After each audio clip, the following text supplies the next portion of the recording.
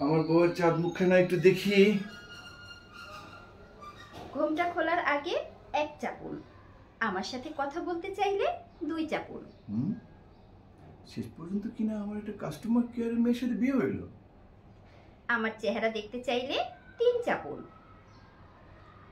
আর তোরা যদি আমি ছাইড়ে দেই তাহলে কত চাপতে হবে? দুঃখিত, আমাকে ছেড়ে দেওয়ার মতো আপনার পর্যাপ্ত ব্যালেন্স নাই। কাবিনে 10 লক্ষ টাকা রিচার্জ করুন। বিস্তারিত জানতে চাইলে আমার অভিভাবকের সাথে কথা বলুন।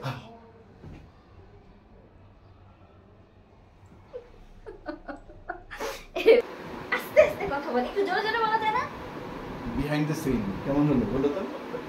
ওয়াও! দর্শক, আমাদের অভিনয় কেমন হলো? কাস্টমার কেয়ারের মেয়ে, হ্যাঁ, চিন্তা করছেন? কথা কইলো।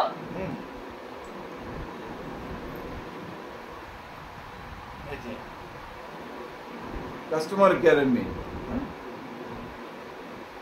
তা পুরুষের কিন্তু চেহারা দেখার আগে 3 চাপ ছিলা? কোনো 3 চাপ না, সাইডে দিতে গেলে কত চাপতে হবে এটা গো? ওই যে রিচার্জ করতে হবে 10 লাখ টাকা। এই যে পুরুষের কিন্তু 4 বিয়ে করা সুন্নাত। ওই যে 10 লাখ টাকা রিচার্জ করো, রিচার্জ করার পরে বাকি 3টা গইলো, আগে রিচার্জ করো। হ্যাঁ, কিন্তু একটু কণ্ঠ নরম করো, 4 বিয়ে কিন্তু করা সুন্নাত। ওই যে 10 10 করে 40 লাখ টাকা গুনবা, তোমার পকেট থেকে টাকা বের হবে। আমি বলবো যে আরে লাগবে না তো। লাগবে না তো, বাঁচাই দিব না, আর ফ্রিতে ফ্রিতে শুধু বিয়ে করবা। কি শখ, লাগবে না তো, আমি বলবো লাগবে না তো, আর উনি একদম সেফ মতো 4 খান বিয়ে করে ফেলবে, সুন্নত করবে। 4টার কথা শুনে তো তোমার মনটা একটু মানে কম্পিত হয়ে যাবে। না না, 10 লাখ টাকা আগে রিচার্জ করো, তারপরে চিন্তা ভাবনা করো। টাকা পয়সা হাতের ময়লা দিয়ে দিলাম।